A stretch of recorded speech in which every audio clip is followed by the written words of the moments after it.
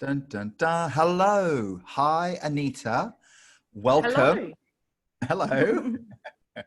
So I'm pretty stoked to do this reading. And actually, I was preparing the reading and I looked at your chart and I have to make an apology because I told you you're a projector. Mm-hmm. You are not a projector. I'm not a projector. You are a manifestor. I can't be. Okay. Well, the chart says you're a manifestor. Okay. Yep.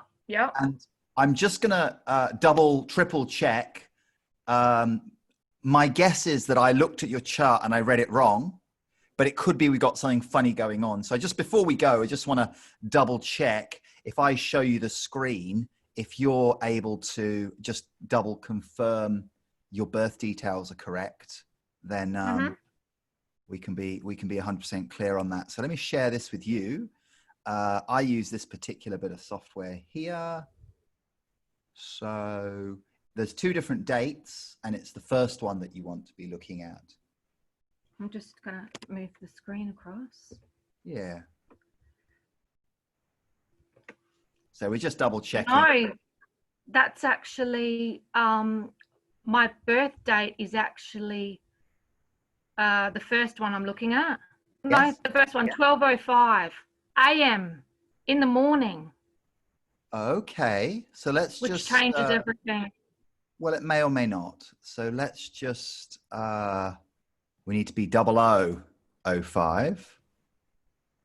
Let's see what we get then. Mystery will be revealed shortly. Okay, so you're back to being a projector again. Wow, we've been back and forth. I know I'm a projector. I definitely know. Dunstan, I can't be a manifestor with how up and yeah. But it's so interesting. Okay, so your niece is a manifestor, isn't she? And she's actually got the same profile as you. So, but let's go ahead and look at your chart. You are a projector. Thanks for being patient with us while we figured that out. We might cut that bit out of the recording because it makes me look really silly. But let's go ahead and have a look. I'm glad you can do that because I'm sorry about that. Yeah. You're sorry about me being silly? No, maybe I wasn't clear with my dates. So yeah. You know, I think what happened is you said 12:05 a.m. and I put in 12:05 and I should have put in 0005. Yes.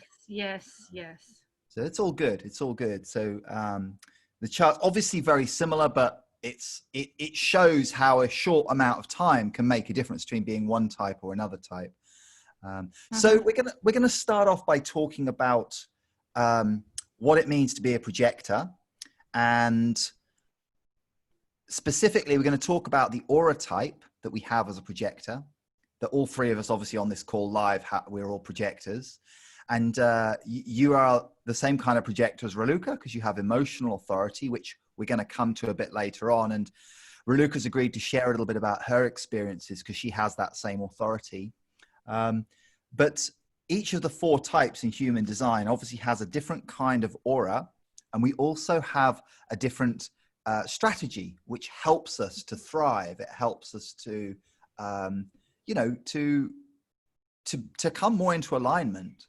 And the cool thing is, being a projector, the strategy is to wait for invitation. And obviously we learn about that and we're like, okay, I've got to wait for invitation. And oftentimes people hear it and they go, oh yeah. And they go tick. And then they sort of, it's kind of like, yeah, I know that. But actually learning how to wait for invitation to me feels like at least a lifetime's worth of learning. So it's kind of like, it's one little sentence, it's 4 words, but it's really an art form. And so, there's no point. I can't imagine ever getting to a point where I think, yeah, I've totally got it now. I don't need to learn anything, so it's an experiment. And the key as well is that each of us, it'll be slightly different for each of us. So I can share about my experience. I can share about, what I've noticed with other projectors. But ultimately, if you take this experiment, if you decide to jump in, you may have already done so, but to really try this, you can try it gently or you can try it very radically. But either way, it's up to you to discover if this works for you, and notice what happens when you do wait for invitation. How does that sound so far? Totally what I feel I intuitively do is wait for invitation. Yeah. Amazing. Yeah, great. So, Yep. Cool. really Okay. good. And the other thing as well is you mentioned a little about, before the call, you mentioned about the interest in really about working in alignment with your energy, and projectors can become absolute masters of understanding how energy moves in situations, and we start with ourselves. So maybe that's a nice place to start, because Yep, sounds good. as projectors, we do not have a consistent and reliable source of energy. I think you might have watched that video I sent you, that sacral center that the generators have, that your sister has. It's like we don't have it. And because 70% of people in the world are generators, you know, most of the world believes that everyone else is the same as them. And generators are definitely in the majority.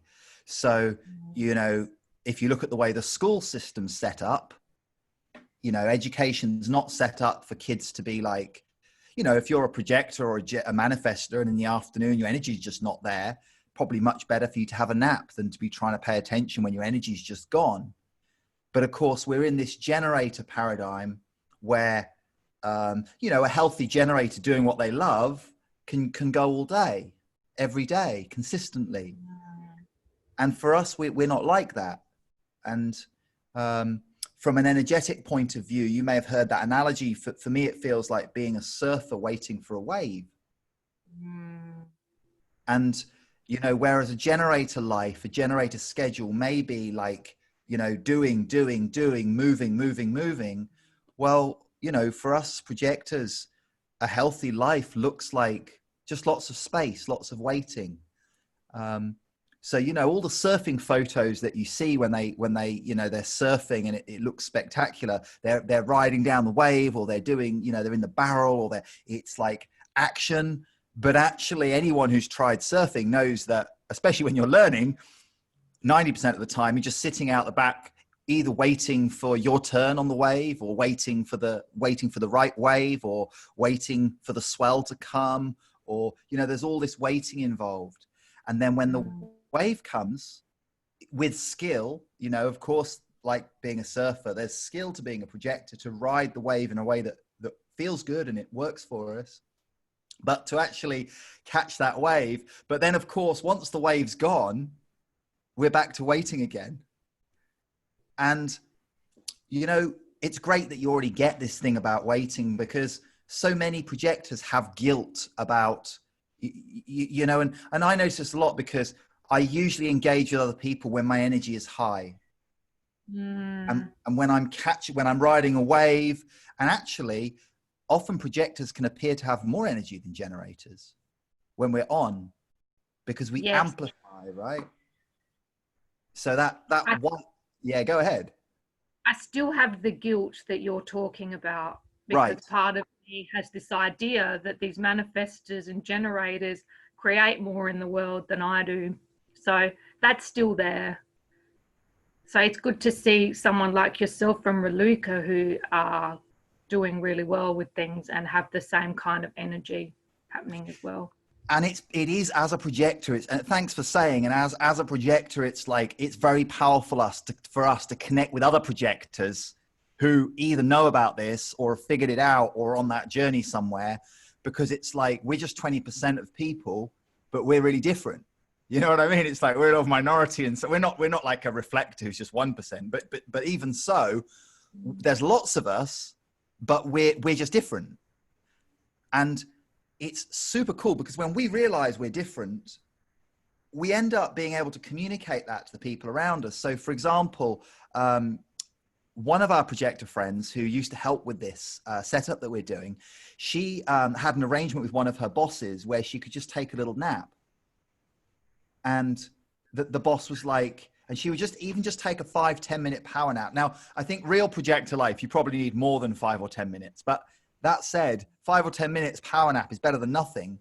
So she could just put her head down on her desk, literally, and have a little power nap and then come back recharged.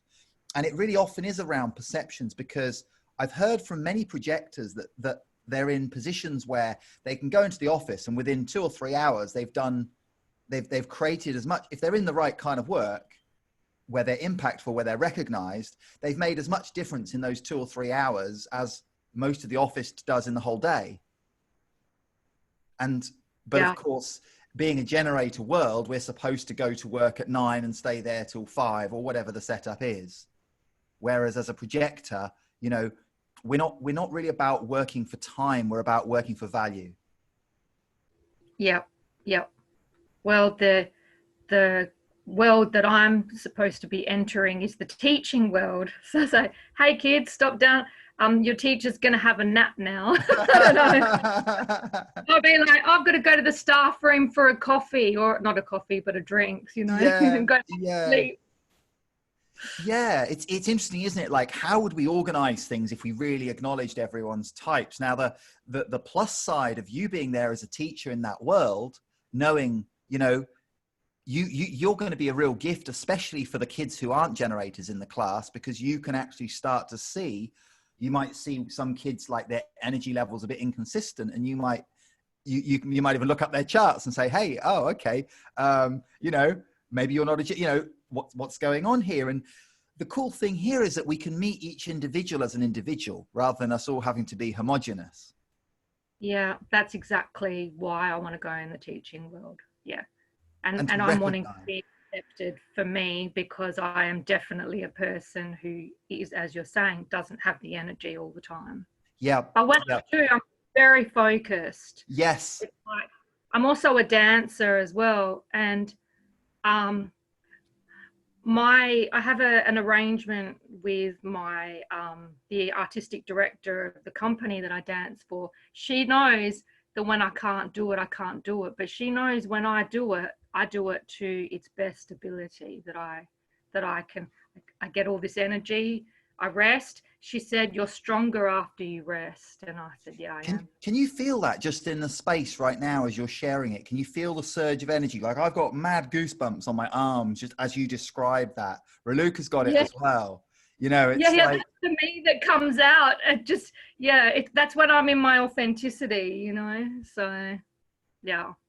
So we're in this energy world where there's all these different waves. It's exactly like surfing, you know, like the waves get bigger and they get smaller and they come and they go. And there's a lot of markers in your chart, which, you know, we're going to talk, Raluca's going to talk about the emotional authority. That's another wave. So there's all these different waves playing out. And so, you know, without knowing about being projectors, or without acknowledging, like, a lot of people just learn to follow the energy naturally. But a lot of forces that there are in society would be saying to us, "Oh, just suck it up. You know, don't be lazy, suck it up. What's wrong with you?" And that's the generator programming that isn't appropriate for us. And even for generators, if they're trying to be doing something that is frustrating and they hate it, it's not even true for them to be sucking it up, you know, but especially for us projectors with inconsistent supply of life force energy. So it's interesting you use the word focused, because we actually, each of the 4 types has a different kind of aura. And I'm sure you're familiar with this idea that our energy field is around us. I mean, I know your sister really well. I don't know you so well, but I get the feeling you're pretty comfortable with aura as an idea. And the projector aura is focused and penetrating.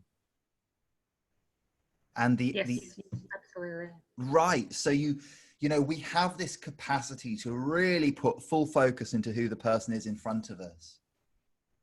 And the flip side of that is it can be uncomfortable for others. Yeah.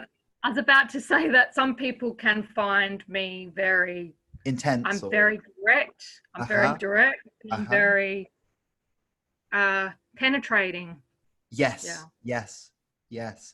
And it works. So when the person like enjoys that feeling of feeling seen, it can be the most beautiful thing in the world to have the projector aura focused on you. You have that person has your attention. And, you know, part of the thing about us being here with our superpower to be guides is that actually sometimes it just works in the aura, that you don't even have to do anything to guide the other people. You're just there and your presence, you know, it's like the person walks in the room and they're a bit confused or uncertain. They kind of hang out on the other side of it, and then they're like, oh yeah, and they're clear and they go off again. You didn't even say anything to them, and that's how powerful the projector aura can be. Now, the flip side of it is, for us as projectors, we have the deepest deconditioning journey to do, because we're especially, yeah, we're especially conditioned in the sacral and in all the undefined centers, all the white centers, you know, so you got a few of those white centers. And that's where, you know, whatever voice comes in and says stuff. I mean, when I was at the Waldorf school in Mount Barker, just up the road from you, I actually had an arrangement where in my off periods, I could use the sick bay if it wasn't being used, and I would just lie on top of the bed and have a little rest. And the nurse was really on board with that, you know, so that was good. But long before I knew about being a projector, the funniest moment ever was when I was teaching statistics, like sixth form, like 17-year-olds, about statistics. And it was an area I didn't feel particularly strong in myself. So I was trying to read up and get ahead of the material. And I distinctly remember this one lesson where there was a group of about 6 or 7 in the class, and I had the whiteboard markers out with the different colors to show the formula and the formula. And I had this moment where I came to and I woke up and I was still standing up, and I looked at the board, and as I was writing, the Greek symbols, the letters started to look a bit funny. And the more I wrote, they started to become weird squiggles. And then there was this point where the whiteboard marker just kind of went like, as I'd fallen asleep standing up, you know. And I feel really understood with this because I'm like that, and people kind of think you come from another planet because you, in some ways, because you, yeah. So it's good. I feel good. I feel good in this. This is good. It's nice because when you have because at the time it was a real struggle, because I was really trying, and I was like, what's wrong with me? And it was a bit the same when I was doing triathlon. I'd have weeks where I was training the house down, and then weeks where I couldn't get out of bed, you know. And I thought I was depressed, and you know, my coach was like, well, maybe we need to get you on some antidepressant medicine. And I mean, it may have worked, but I didn't. And I'm glad I didn't. And, you know, we live in a world which they feel there's something wrong with us if we don't have consistent energy. Yes, yes, yes. And it's interesting, Dunstan, because I've used Katie Byron's work to not make myself conditioned. Like, beautiful. So that's something that's helped me in that to accept me for me. That's and it's all existed in my own mind. Yeah, so powerful. And I obviously have that connection with your sister as well with the work. And I actually recommend there's not that much overlap between the world of the work and the world of human design, but it's absolutely perfect for debugging and deconditioning. So for anyone who doesn't know about it, let's, you know, a simple example could be, I'm lazy, or I shouldn't have a nap during the daytime. Yes.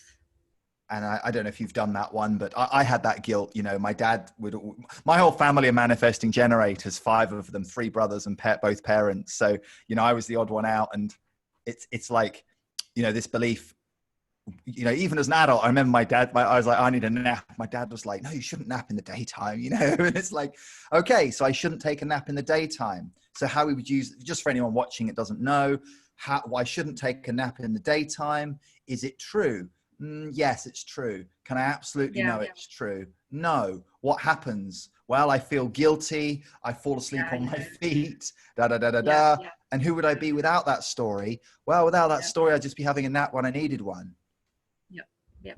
And then obviously, you know, the turnaround would be, I should take a nap during the daytime, you know, because when I come back on my dance, you know, like you're saying, you have a rest, then you dance beautifully or powerfully or whatever. You dance really well when your energy's there.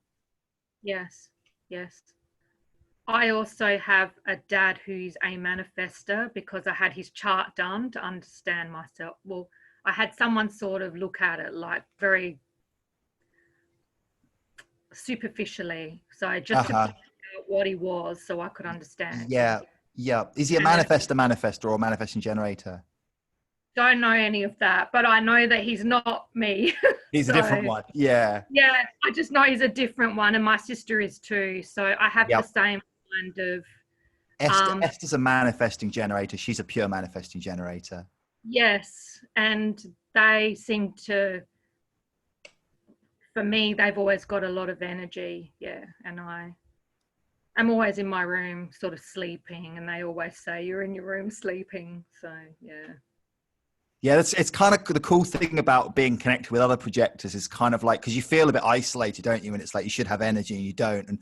And then all the projectors are in their room on Facebook going, yeah, got no energy today with the other projector. So we're sort of family.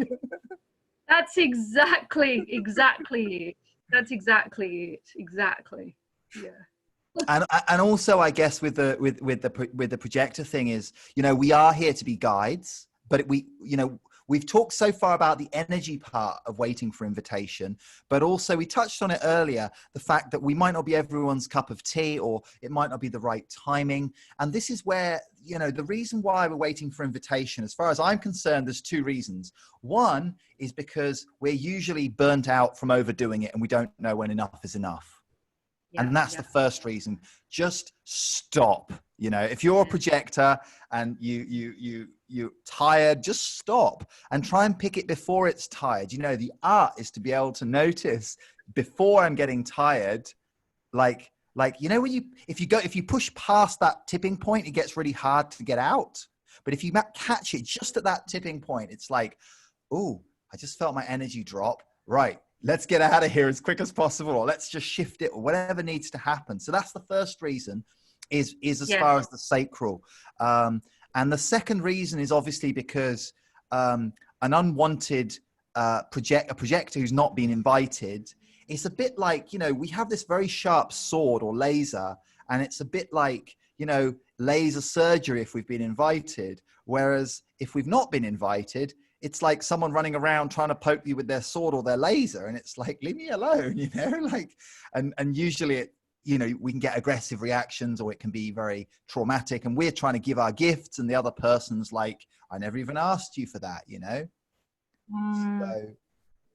So that's the, and one thing that we can do, before I pass over to Raluca to talk about the emotional authority, one thing that is our superpower, obviously, is to guide others, but we're very good with systems.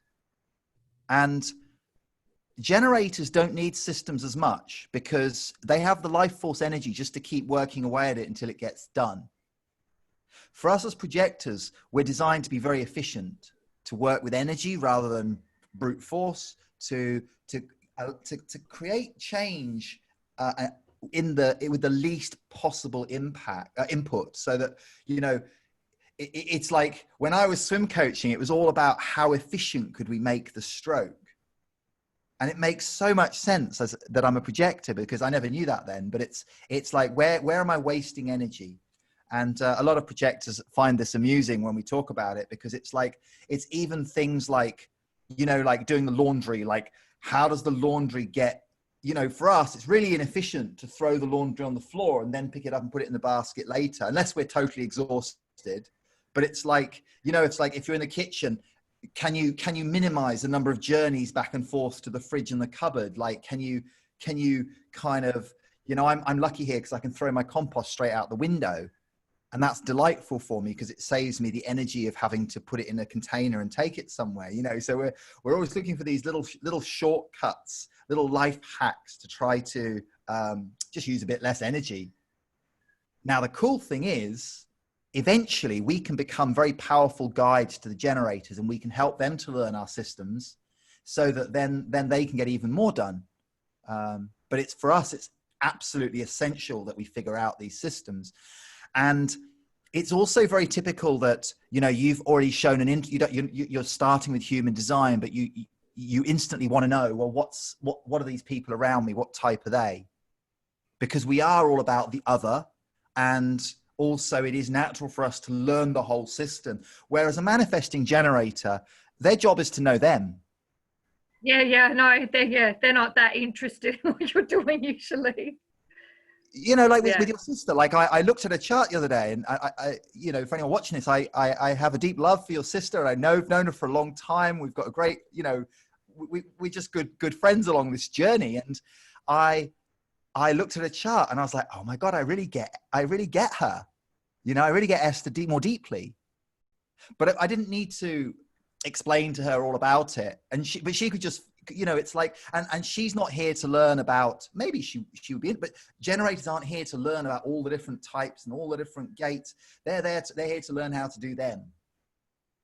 But us as projectors, as guides, working with systems, if human design is a system that we decide to get really into, it's super powerful. And, you know, especially if you're working with kids before they've had as much conditioning, then it's really super powerful. So it'd be exciting to see how that all unfolds. This makes a lot of sense. I'm really you've definitely drawn me in on the human design thing. Makes a lot of sense. It's exactly how I feel. And this is I've got those goosebumps again, but you know, this is you know, for me this is leadership, and this is about being a guide, because, you know, it's easy to have this idea that leadership is about, you go to a group of people and you say to them, right, we're going to do this. And they're like, oh my God, I never thought of that. What a great idea. You're a great leader. And then they all follow you off in that direction. That's not what leadership's about for me. For me, it's more about putting into words the experience someone's already having. And then it's like, the light goes on and it's like, oh, this makes sense. Yes. You know, it's kind of like crystallizing because inside us, we know all this somewhere. Yes. Because I have a real desire for leadership, but not leadership where, like a silent, knowing, embodied leadership. Not a leadership where I have to show everybody what I do in the world, but one where it comes out and I lead right in that moment, in the present moment. The right thing comes out of my mouth. It's guided by something higher, and I know that it is coming from an authentic source. That's the kind of leadership that I feel to do. We are moving. You may not know this, but the projector is the newest of the four types. Originally, it was manifestors and generators, and you know, the leadership style is changing as well, because if you think about when they built the pyramids, I mean, look at that, they built the pyramids, but that was all about a manifestor saying, right, we're going to build a pyramid, and then all the generators doing all the work to build the pyramids. Yes. You know, that whole paradigm, even that paradigm, which is still in the world of slavery, you know, that's a manifestor and a generator paradigm of, you do this, and the generator doing it. Now, whether it's someone tied in, you know, chains, or whether it's like slavery to a 9-to-5 job, or whatever it might be, it's the old paradigm. And the new paradigm is much more about being guided. But the difference is, the manifestor goes to someone and says, bah, do this, or I want that, or whatever. The projector waits for the other to come to us. Yes. And it's the most humbling thing I find, because, you know, it's nothing to do with me or what I know. It's to do with when I'm recognized. So a projector we contain within us this wealth of potential, of wisdom, but it actually requires the other to see you and be like, oh, wow, Anita. And then they go in, and it's almost like they reach inside of you and say, oh, please, could you share a little? I just get this feeling like you could help me with this. And it's we don't get to choose when it is. We don't get to choose who it is. No. And I totally understand that. The first moment that I understood that more than anything, I'm just going to share this very quickly. Yeah. I was in Italy, and my body wouldn't allow me to take the next step. It just wouldn't. I had to sit. It was like, you have to sit here. And then there was one moment, and I knew, and I just had to sit there and wait. And then I got a phone call, and straight away I was ready to move to the next thing. But I had to wait for that to come to me. And that's the first moment that I knew that I had this sort of, not that I knew about projectors or anything then, but I knew that there was an intuitive thing in me that was guided by things outside me. And I had an innate wisdom of whether I should move towards it or not. And I just moved. You just move. And for me, the way you're describing that is the invitation. That's how I feel that intuitively. That was the moment that I learned that. So, yeah. Super powerful. And it really touches in shamanism, you know, energy, shamanism, seeing the signs, reading the signs. And one of the things that I love about the waiting for invitation is, you know, there's different kinds of invitation. So one kind of invitation could be for me to say, you know, Anita, I see that you're a very talented dancer and you're perfect for this role. We're casting for it. Would you be interested to come and meet the other people? And, you know, that's an invitation where you've formally been acknowledged, recognized, and then invited. Now, there's also the kind of invitation where one of your friends realizes they learn you're a projector and that you like to be invited and they want you to do something. So they'll say to you, Anita, I'm inviting you to come for a coffee. And all they're saying is, I want you to come for a coffee with me. And there's no recognition. It's just I want some, I'm bored, I'm lonely and I want to go for a coffee. And they'll say, I invite you to ... And they think if they put those magic words on the front, then you have to do it, you know? So it's like, and that's not really an invitation, even if they say, I invite you to. And then there's also the energetic invitation where, you know, you connect with someone and they might not say, I invite you to ... But you can feel that kind of, you know, you feel you're being drawn in that direction, and it feels, and I know you already, from what you've shared, you already know what that feels like, to feel, okay, no, wait, okay, now go. And really all human design is a map for how to expect the energy to, you know, how the energy is likely to move in your system. That it's kind of giving you some clues. But the shamanic path, the life, the experiment is to live it and to try it and to, you know, experiment with that. So cool. Well, let's hear a little bit about your emotional authority. Let's pop your body graph up here. So we're going to share the screen again. Before we go on to that, do you have any questions from your chart about, there's obviously loads of information on this chart. And we're also looking at, you know, all of the centers say different things. You've got 4 colored in and 5 white ones that are undefined. And is there anything about being a projector that you want to ask about before we go on to emotional authority? Just having a look. Oh, this is fantastic. So I'll just talk about the centers you've got colored in. So yep. You have the throat colored in, which is where you would, it's the 3rd one from the top, the brown square. And then you've got the 1648 channel, the channel of talent, going down to the spleen on the left. And actually what you described is very splenic. The spleen just has this little whisper and it'll say, stop, don't go there, wait. Or go the other way, or it just will keep you safe, or it'll direct you like that. For me, that's my authority. So that's where my little voice is coming from, the spleen, because I have a little voice. Yeah, there's a little voice. You found that already, huh? Yeah, yeah. The little, it, like, don't go there, and super cool. Yeah, yeah, yeah. Raluca's smiling as well.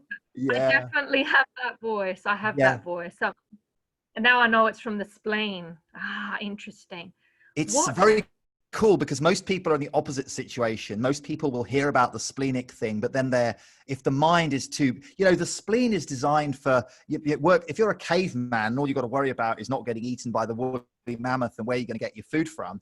You know, your spleen, you can hear your spleen, right? But if we're running around here on the internet and on the Facebook and all this, then, you know, there's so much noise. It's actually harder for us to hear the voice of the spleen. So if you already have a little voice, that you know, you'll test it, but that sounds very much like the spleen. So it only It only speaks once, the spleen. This is what they say. That yeah. So just to ask, sorry, Dunstan, how do you keep the spleen, just for an example, like how do you keep the spleen clean, or not clean, but what is a good way of keeping your voice as clear to you as possible? Interestingly enough, each of the gates of the spleen has a specific fear that goes with it. So fear of the future, fear of being controlled, different fears. So having a defined spleen is about having a healthy relationship with fear and learning the pulses. Now, for example, the gate 57 is very much about presence in the now, and it's an individual gate. So it has this pulse of action and then inaction. And 50 again is 50 is a tribal. So you can learn about the different gates. It's really about just learning to have that healthy relationship with fear. And it's not fear in the mind. It's not like, a lot of in the current climate, there's a lot of mental fear going around, which actually blocks our natural ability to sense where the danger is. Yes. And so for me, I find if I'm riding a motorbike fast or I'm kite surfing and it's very windy and there's obviously danger, and it makes me very present, like, riding a motorbike at 180 kilometers an hour or 100, well over 100 miles an hour is all about presence. And you can't be thinking about, I should have said that to that person. No, you need to be 100% there, but it's a very relaxed presence. So the more you relax, the more you can actually feel. So yeah, I mean, once you learn about the spleen and then you match it up with what you've experienced with your little voice, then that's going to be super interesting. That said, you've also got these two motors in your body graph, which is the ego, also known as the will or the heart, which is the red triangle. And then you've got the emotional center, the solar plexus center, and they're connected by that 3740, which is the 3740 is the channel of community. We won't go into all the gates and channels because we're just getting the basics down, but really the basics is where it's at. And the final thing I'll say about the deconditioning for a projector is that we have the toughest gig because we've got so much conditioning. So to get into a position where we can really be effective guides takes time. And also, a generator can practice their strategy immediately. They just have to start waiting to respond. And straight away, there's everything to respond to. Their neighbor knocks on their door and says, "Can I borrow some coffee?" And they can respond to that. The wind starts blowing and the house is shaking, so they can respond to that. They have a feeling inside themselves like they want to eat chips, so they go to the chip shop and buy. There's instantly something to respond to. But for us as projectors, it can be very common for a projector to just, once they start their experiment, radically waiting. Well, they might wait for years for a good invitation to come along. And it takes a lot to keep going with that. Now, it sounds like you've already made a good start with other processes doing the work of Byron and Katie. And we will go through the white centers in a moment, a bit later. But I'm excited to hear from Raluca and hear about, she has a tribal circuit connecting her emotional center as well. So this is your authority. So strategy, wait for invitation. And over to Raluca for your inner authority. Thank you, Dunstan. It was so lovely. I had goosebumps several times, so it was very powerful. You were sharing. So yeah, it's awesome to hear how we recognize from others' experiences, and then we figure out it makes sense how we are. So there's nothing wrong with us. That's one of the things that human design helped me a lot in terms of energy-wise. Yeah, I'm not lazy. It's just sometimes it's energy, sometimes there's not energy, and we're okay. Everything is okay. And then the emotional authority, that's quite a tricky one. I think it's the most challenging to actually get it. I've been experimenting with it for more deeply for about a year now. And the metaphor that's helped me to understand it the best is to imagine yourself like a body of water. So you're a tranquil lake. Now, everything that, then imagine someone throws small pebbles in your lake. The small pebbles will create small waves. And these are the small decisions. It doesn't take a long time for the lake to get still again. And that's the point of clarity. So it's easy to just answer to those small decisions. But then if somebody comes with a huge boulder and throws it in your lake, then you're going to have huge waves. And it's going to take a lot of time for our lake to get still again. So this image has helped me a lot to figure out how I'm supposed to make decisions from a place of clarity versus from a place where I'm either high on the wave, where I'm excited and I say yes to everything. It's awesome. I'm going to do this. I'm going to sign up for this course and for this course, and I'm going to do this thing. And usually it's not a good thing. I realized it was a bad decision. And then if we're very low in the wave, then we see everything as shitty, and then we say no to everything. So neither of these extremes is good for us to make decisions. We should be in this still lake point where we're neither very excited, neither very low. And when we say, yeah, I'm going to do this, somebody will maybe even say, aren't you excited about it? It's like, do you really want to do it? And we know it's correct, even if they don't see that we want to do it, because that's the point where we should say yes or no. So I don't know if this kind of relates, if you look back to when you made decisions, if you can see any similarities to what I've shared about the highs and lows of the emotional wave. Yep. Very much, very much. Cool. So knowing this about the waves and the pebbles in our lake, there are a few things that help us to not be jumping into hasty decisions, is that we need to wait. And the mantra for the emotional person is, there is no truth in the now. And this, we can put it on Post-its and until we can like actually let it sink in. And truth reveals to us itself over time. So we need really to practice patience. And I know it's not easy, because the world we live in, it's all about buy now, do now, be a manifestor, initiate, go, go, go, push, push, push. So for us to learn this is not for us. It's just like, oh, okay, I don't have to rush. I don't have to answer now. And then there are these practical things. There is no such thing as 100% clarity when it comes to emotional authority. And that's another thing that's helped me so much, because I felt like I was crazy. How come I cannot be like 100%? Like the spleen that Dunstan was talking about, it's just, yeah, in the moment, yes or no, it's safe, it's not safe, go there, go. The emotional wave, because we're like a lake or more like an ocean, we always have plenty of waves going on. So there's always this movement going on. So what I found it works for me is to go about 70% clarity, 70, 80% when I'm in that pretty still lake phase. And that's good enough. So that can release a lot of mind pressure, because the mind will always come, but what if, but no, but do that, but let's have another list of pros and cons and all that stuff. And I can go crazy like that if I go into that movie. So just knowing this, there's no 100% clarity. Okay, I'm okay with 70%. And then it comes to each of us, like Dustin said, because it's an individual thing. What feels like 70% might be different from you.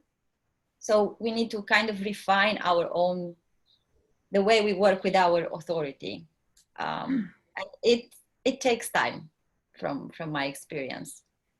That's particularly helpful what you just said, because sometimes I do think that I need to wait for 100% clarity, but now I will move and go, okay, 70 is okay, you know, and but at least I know that I'll be moving, and Yeah. Okay. That's good. That's good. I will definitely take that one on board. Yeah.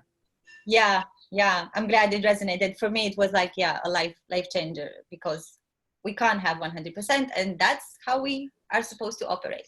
And then we move, and then another wave comes, and then we figure out the next step and the next step. So yeah. No, that's really good. Yes, because sometimes I become stagnant because I'm thinking that I need to feel 100%, and I need to feel that, oh, why am I not? So, for example, with my study, or like some things get procrastinated because I'm thinking I have to wait for this 100% feeling. But if I'm thinking 70%, I can actually move a little bit more and be okay with that. That's been very helpful. Thank you. Yeah. awesome. Thank you. Yeah, thank you for acknowledging it. I'm glad it resonated. I know it's these small things that can really help us emotional people move forward and get unstuck from what our mind thinks we should be having, because we don't know this stuff, and because other people work differently and they cannot understand how we work. So knowing this, that there's no truth in the now, that we cannot have 100% clarity, so 70-80% is good enough, then we need to, what helps us is to slow down, really slow down, and to remind ourselves, that's another mantra we can put on post-it: I have all the time that I need. So it's just because every time we feel pressured, nervous, or rushed, the answer is actually no. Yep. So that's another thing that I've started to use. Is like, if somebody pressures me for something, I'm saying, if you want to answer right now, the answer is no, because I feel all this nervousness and pressure and being rushed. So we can educate the people in our lives, like, okay, I need to sleep on it. Let me have a sleep on it for a few days. It depends on the decision. There are a few phrases that I can share with you that we can use. Yes. Because they are like, that's how we educate the people in our lives. What is the correct way for us to function? So the first one is that for us to internalize that I have all the time that I need. And God knows, most of the times I feel like never have time in the past, because all the marketing, the publicity, the pressure of everything by now, that. The offer expires soon. The countdown timer it's like all this pressure is like, God, I can't function like that. So then we have these phrases like, let me feel that out and get back to you. When do you need to know by? That's another one that can help us figure out. Thanks for the invite. When is the latest that I can RSVP? Let me sleep on it and get back to you. Another one that I use, can I check my calendar and get back to you? Or like, this sounds like a wonderful opportunity. Can I ponder it for a while and get back to you? Or if we already feel like it's not a good match, thanks for the invitation, but it doesn't call to me now. So can you check back with me next week to see if it resonates? I need some time to process this conversation. Can I get back to you later? So everything that comes to us like this, it's perfect for us to just have some time and share it in this tactful way, because that's where we are. So it's also a way to filter people, because those who will keep pressuring us and pushing us, we realize they're not correct for us. Yes. So those who really appreciate us. Yeah. One of the expressions that I use is just let me sit with that for a bit. Perfect. Yeah, I would say, just let me sit with that for a bit. That's the one I use. Exactly. And sometimes I said that to someone once and I still haven't responded. So yeah. Exactly. That's how we go. I didn't feel to respond, so I had to leave it there, and I had to go, okay, I leave that there. That just has to be left. Yeah. The thing is that it's okay for us. It's even better for us if you imagine the entry point of the pebble, the decision in the lake, the pebble that we need to make a decision around. the further away we move in time from that point, the more other aspects will reveal to us, and the better the decision will be. Yes. The outcome tends to be better when we're truthful about it. So yeah, it turns out to be a better reality for us than we think. You know, we think that we need to grab that opportunity, but then when we listen to ourselves, something better comes along, and we go, "Oh, yeah, this is more suited to me." Yeah, exactly. I got goosebumps again when you just shared that. So it's actually, you really feel it, you really internalize it. So it's great. Exactly. That's the thing. Many times we'll have even better opportunities coming, or the other way around. We might not even have to make a decision at all. Yes. This happened to one of my clients that we're working with recently. She told me, oh, I really want to do this. She's a manifesting generator. I want to do this course with this lady. And she asked me to give her a response like in 24 hours. And I don't know what to do. And I keep going back and forth. And then I said, okay, now you have the sacral, but you're an emotional authority. You need to sleep on it and just give yourself time. And then she writes to me, actually, she just wrote to me that she felt like it's not a good time for us to work together. So I don't even have to decide anymore. Yeah. So it's just allowing the time to make its magic for us. And these are the a few things that I wanted to share about emotional authority. There are more, but I feel like, I don't know if you have any questions or you want to share something else about this from your experience, when you waited or when you didn't.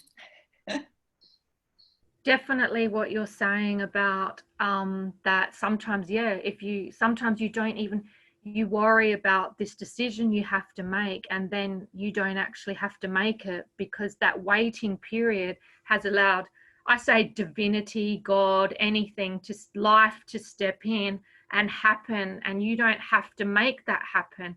You work with the energy that's happening around you rather than you having. I noticed that as myself, as a projector, which I now have this new title for myself, I'm a projector, that I don't have to make things happen. I just have to intuitively feel what's right for me, and then it sort of works itself out naturally. Exactly. That's the magic of waiting and tuning into your body's wisdom. And it's wonderful because you being a dancer, you're probably way more attuned to your body than most people are. So I think it's also helping you and being attuned to your spleen and all that stuff. So it's wonderful to hear you talk like that. So it was one more thing that I forgot. So in the emotional wave, in the emotional center, we have different type of waves that Dunstan was mentioning, and we both have the same one. It's called tribal. I have the 1949 channel. You have the 3740.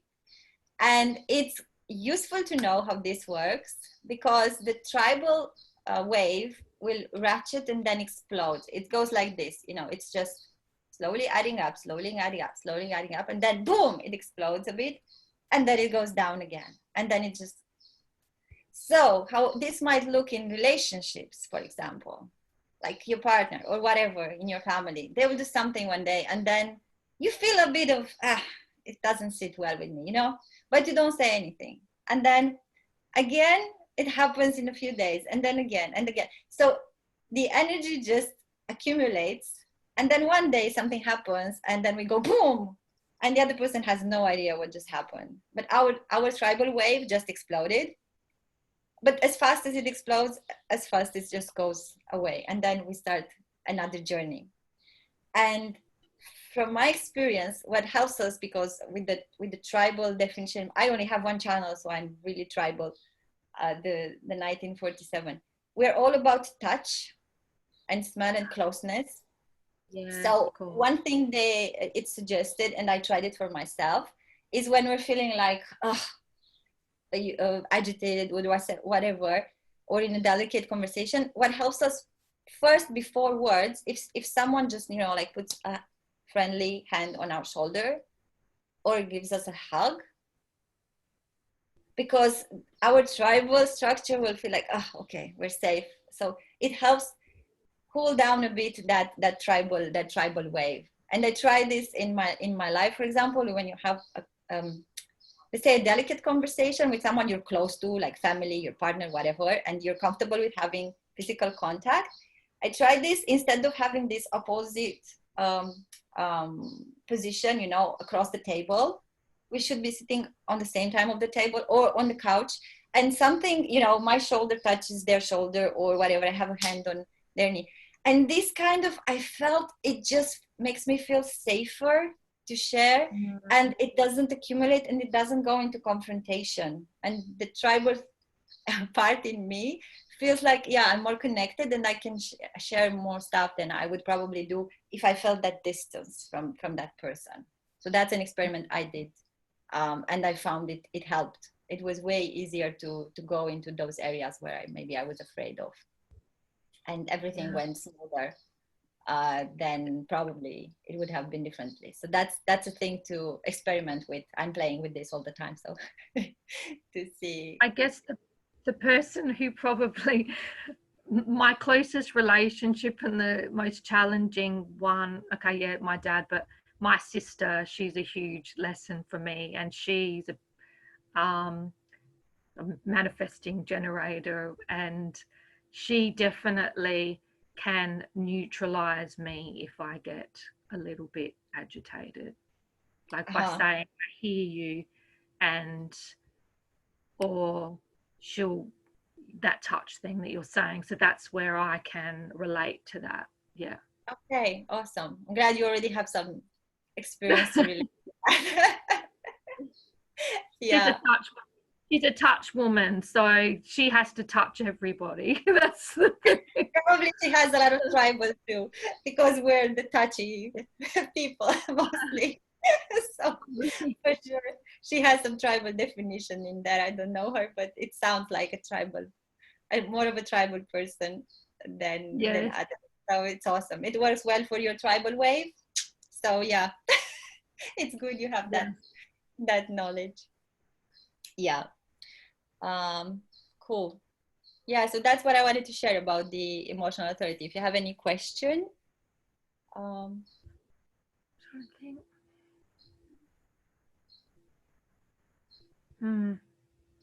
Not at this moment. Emotional authority. Not definitely, but I can relate 100%. I loved the thing about the 70%, because that might actually make me move somewhere, instead of, because sometimes my mental reasoning goes, you've got to feel 100%, you've got to feel, and that I will remember that. There are certain things that people do say to me, and that's one that I will definitely take on board to move forward. Yep. Awesome. Great. Then I'm heading over to Dunstan so we can move forward to the next part. Well, I really enjoyed that, especially the thing about the ripples in the lake. You know, some of these things, like I may have heard it before, but just I felt it. And, you know, the super cool thing with human design is, first of all, we understand ourselves, who we really are. And then it's like, now we need to figure out how to kind of get what we want, or be harmonious, or operate in a world where other people are A, different types, B, still very much in the conditioning, or you know, and it's beautiful. It fits with the work so well, because it's never about trying to make someone else wrong, or, you know, it's just, it is what it is. And how can we how can we know ourselves? How can we operate true to who we really are? And then how can we interface with other people that are A, different, and B, often conditioned? So this is super good. And so I love that. For me, the key words is clarity versus certainty. Certainty is 100%. Clarity is enough of a yes to go forward. So just that clarity vs certainty, which you obviously get. I love what Raluca shared about, you know, these little mantras of, you know, I have all the time that I need. A lot of conditioning or a lot of like programming goes in subliminally, or goes in with these little messages, and it's almost like we get to reparent ourselves by just saying, you know, I have all the time that I need. I used to have one, I'm in the right place because it's the place where I'm at. You know, it's like reality rules, like Byron Katie says, because it's king, you know, it's God, reality. So I'd love at some stage if Raluca, you can share that list, because the mantras for the self, super powerful. And I love these tools for pushing back against the pressure of, you know, it's like I don't know if you call it corporate speak, or, you know, some people aren't ready for you to say, well, I'm emotional authority. I have no truth in the now, so I can't give you an answer. Just so it's like, well, let me check my diary and get back to you. You know, that's just take it off it a little bit. I need that kind of thing, because I'm a bit blunt. You know, I wanted to add one thing about how in regular society, we have this idea of being decisive, right? So, you know, like in Wall Street, or all the kind of, you know, the very kind of masculine places, those energies where it's all about being yes or no and decisive and making decisions. And that's very glorified. And there's definitely a place for being in the now and making decisions, you know, quickly. The superpower, the super talent of the emotional authority is that when the decision arrives, it has so much more depth to it, so much more wisdom to it, because of the time. So, but if you're conditioned to be thinking, oh, I'm indecisive, I really should make up my, then you're not going through the emotional wave. You're not building that wisdom, because it's the conditioning saying, oh, well, I should have an answer. I should be ready to say yes, or I should do. Whereas if you're really going through the wave, every one of those little blip, blip, blip ripples, or the big blip, blip, blips, they are building wisdom. And that wisdom, then when you are at a place of clarity, it could be the same decision as your gut felt to start with, but you've got the extra wisdom. I have a hypothesis, Raluca, this just came to me. I feel like, I'm curious, it feels like maybe emotional projectors get more invitations than most projectors. I don't know, I want to research into that. But when I first learned about emotional projectors, they said, okay, projector, you've got to wait to be invited. But as an emotional projector, you actually need to push back with one of those tools Raluca gave you, or some other way. You actually need to push back to create space, because even if it's a correct invitation, it's not a yes until if it's a big thing, a big stone in the lake, it's not going to be a healthy yes unless the ripples have had time to die down. So it's this feeling of like, and sometimes emotional projectors want to cry, because, you know, they're like, oh my God, I got to wait for an invitation. And then I got an invitation, but I can't even respond yet. I wait for the bloody emotional wave to ride its way out. And it's like, damn, it's so unfair. This makes me laugh, because like, if I want to go out on a Saturday night, I think of everybody else, but I haven't been invited, and I don't have the thing to want to go, and I don't have the desire to go anywhere. But you know, so sometimes I feel like, oh, okay, and then I have that reaction when someone rings me up or something. I go, oh my God, time to go, you know, and I get excited. I look forward to it. So. It's such a fun game. There was a party I quite wanted to go to the other day, and you know, someone sort of said, oh, are you going to this party? A couple of people said, but no one really invited me. She said, oh, I'll add you into the Facebook group, or whatever the message is. And I'm looking at it, it looks like it's going to be fun, and I'm kind of like, you know, and for me, it's like, I'm a third line, so I'm experimental, and we're going to talk about the lines in a bit, or at some stage in the future. But the third line is about trial and error. Now, the cool thing here is, if you haven't been invited, it's not to say that you shouldn't, you definitely mustn't do it.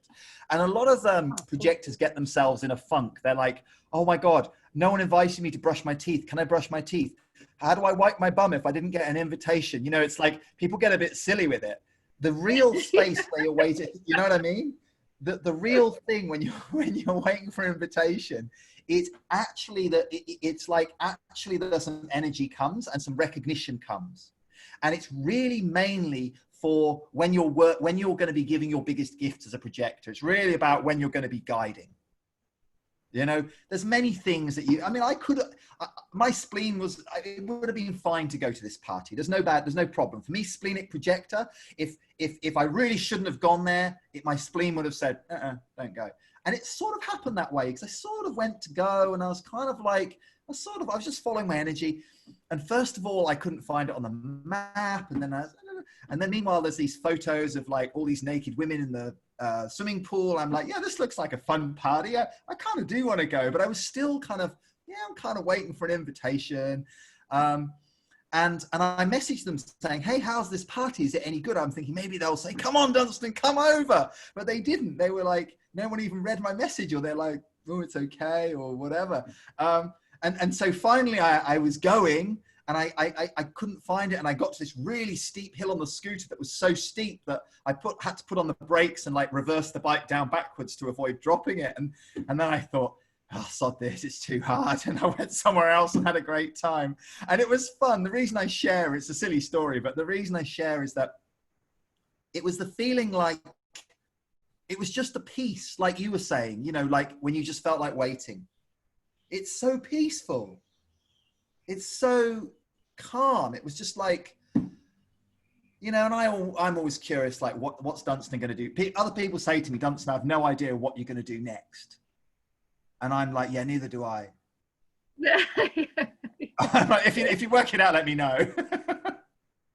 and it's that feeling of like, you know, but there was just no invitation. So it was, the invitation is like a homing beacon for me. It's like yes.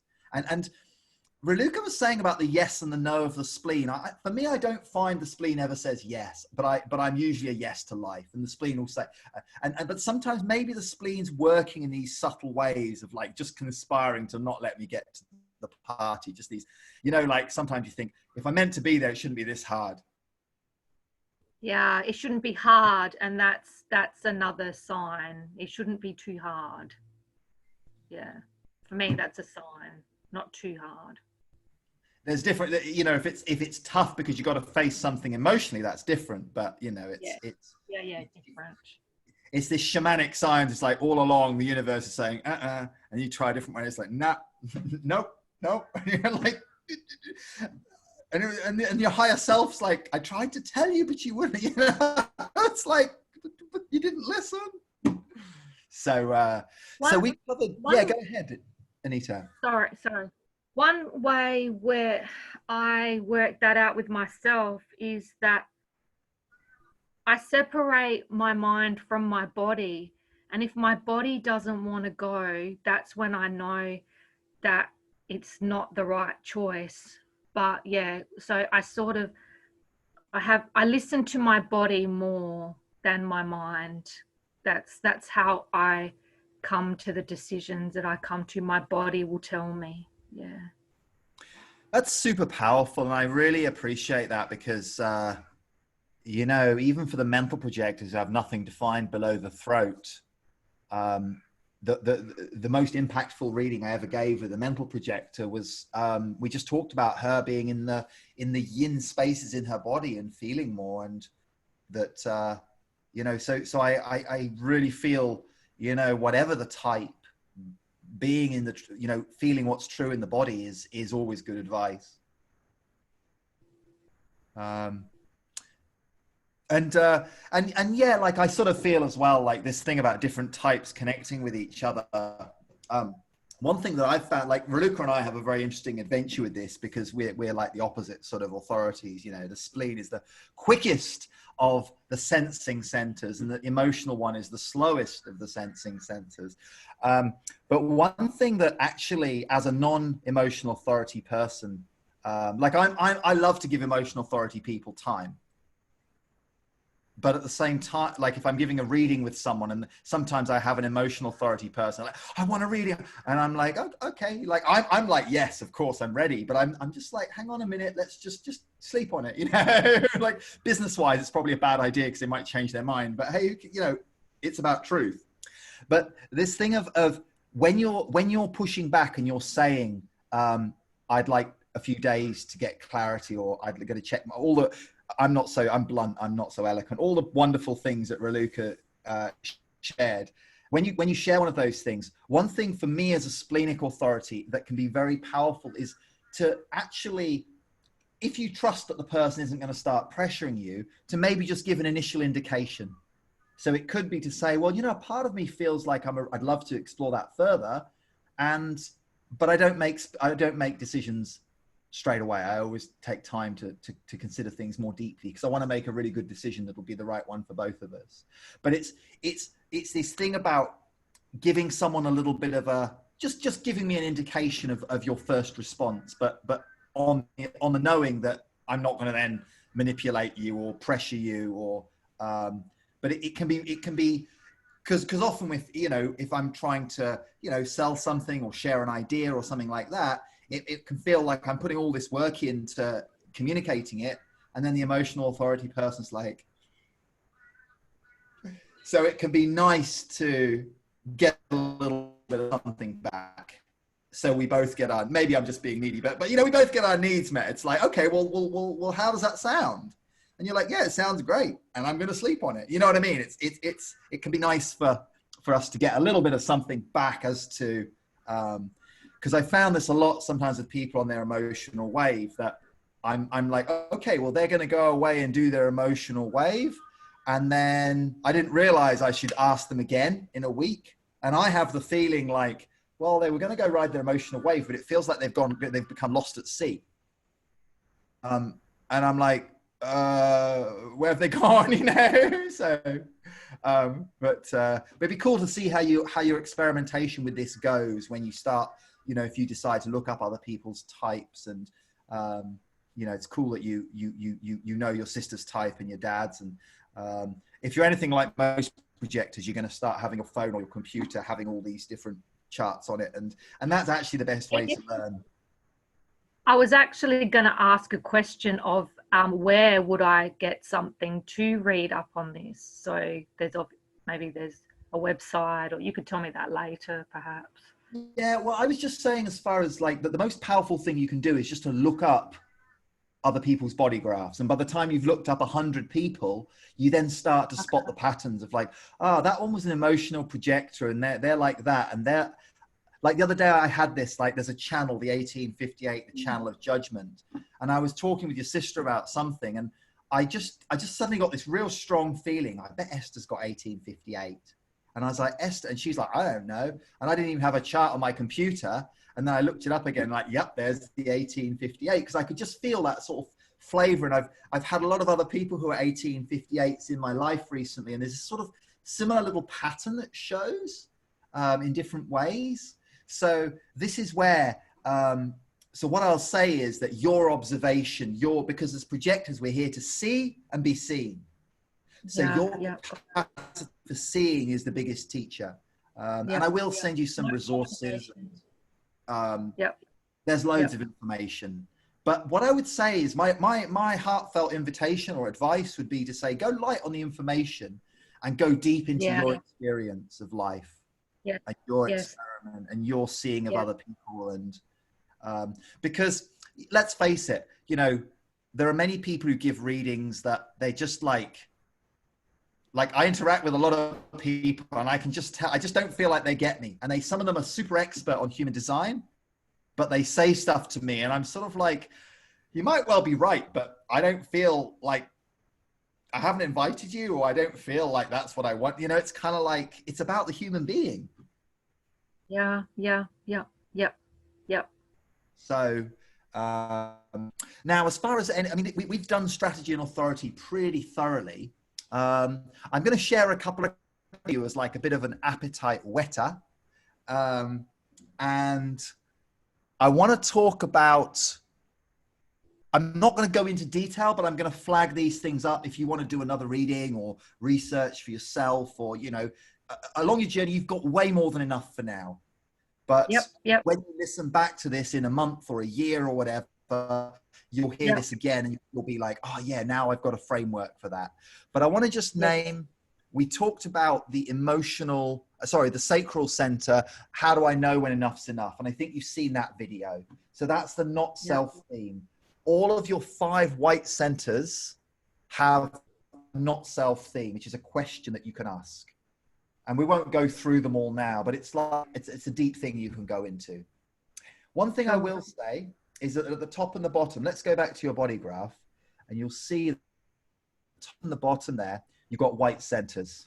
And actually the one at that's your sister, the one at the top for you, same with Esther actually, but you've both got the head center totally white.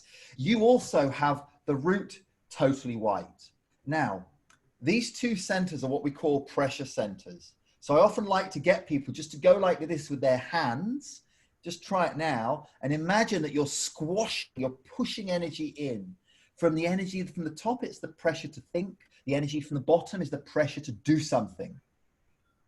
Now it's great to hear that you've learned to be patient and take time, because the not self, especially for this root, is very easy to push you into a decision or into action before you're ready. And the root is basically the not self wants to be free of the pressure. So it's like something happens and there's a part of your mind in the root which says, oh, if I do something really quick, then the pressure will go away. But it doesn't.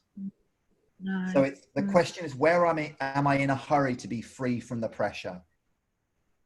So that's another thing to work with.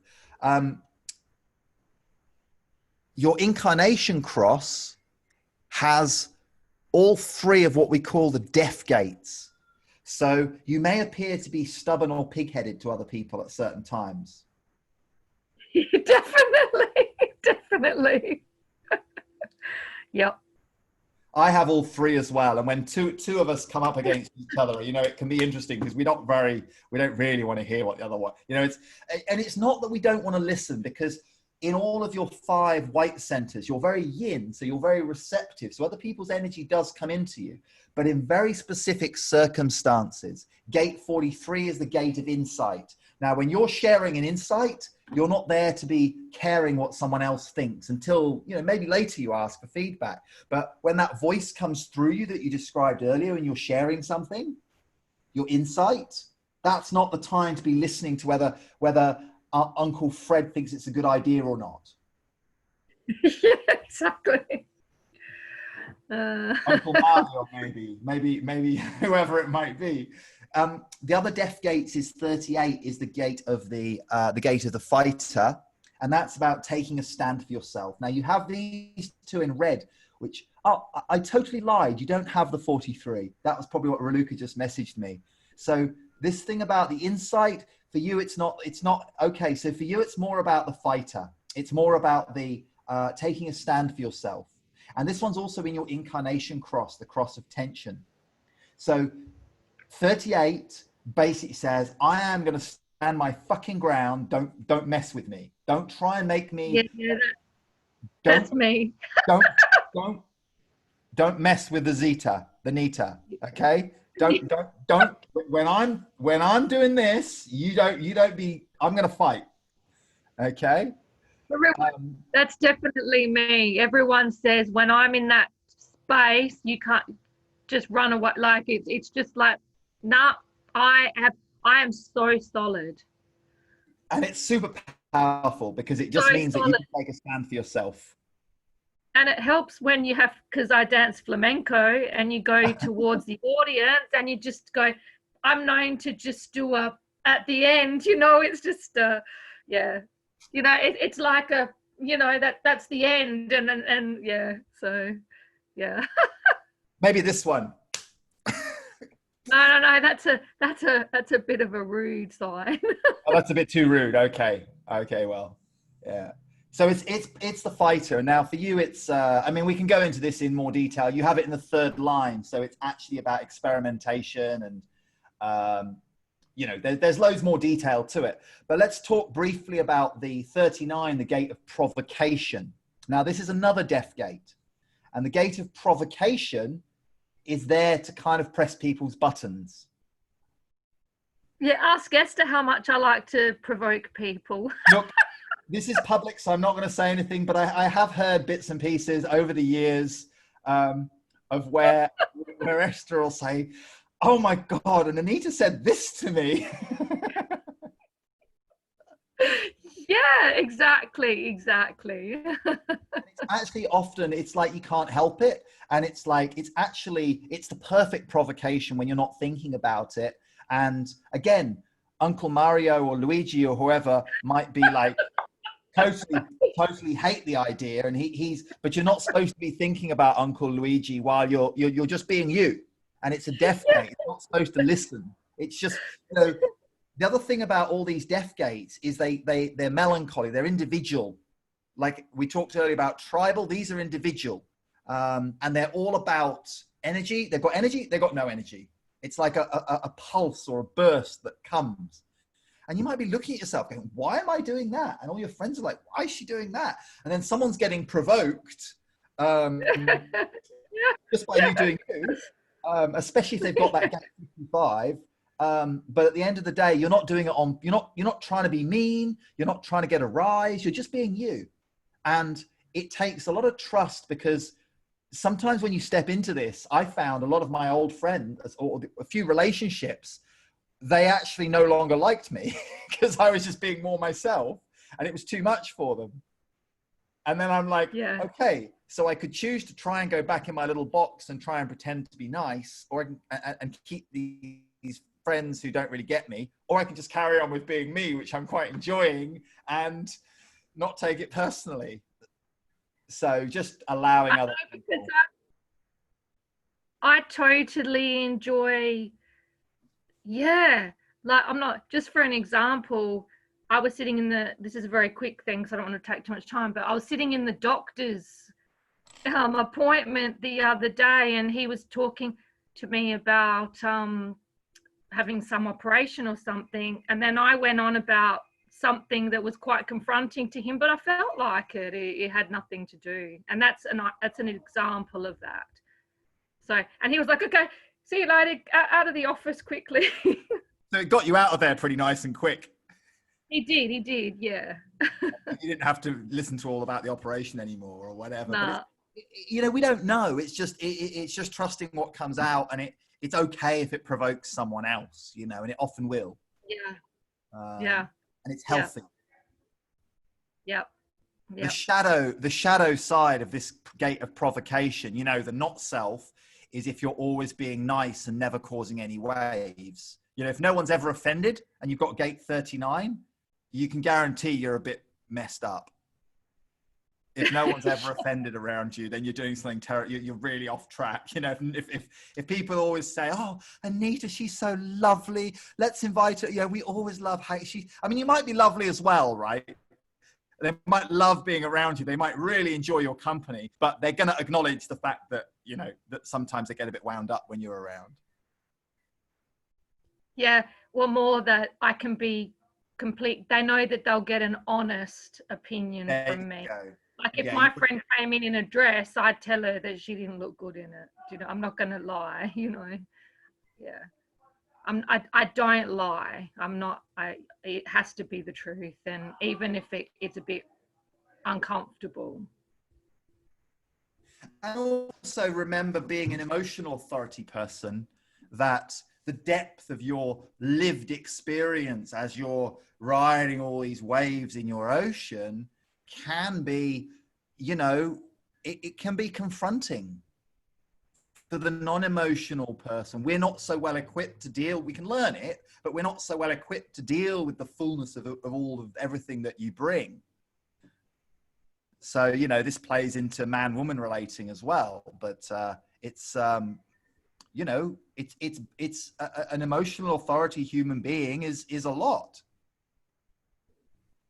And I could maybe even say an emotional authority woman is even more of the capacity of feeling everything and that vastness of, you know, it can be a bit scary sometimes. Yes. Yes.